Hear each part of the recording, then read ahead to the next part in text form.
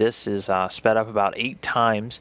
Otherwise, we'd be sitting here for a little while, as it is a fairly slow operation to get the vehicle clear of its berthing port.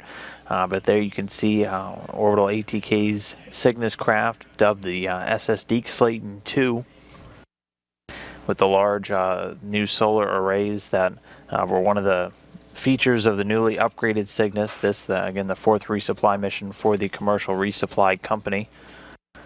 This operation was controlled by robotics controllers here on the ground, as they detached Cygnus from its berthing port on the Earth-facing side of the Unity module, also known as Node 1. It slowly backed it away as the station continued to orbit over the Earth.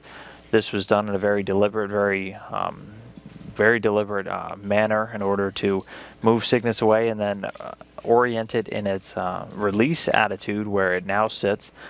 But this done again, that unberthing coming at 4:40 a.m. Central Time,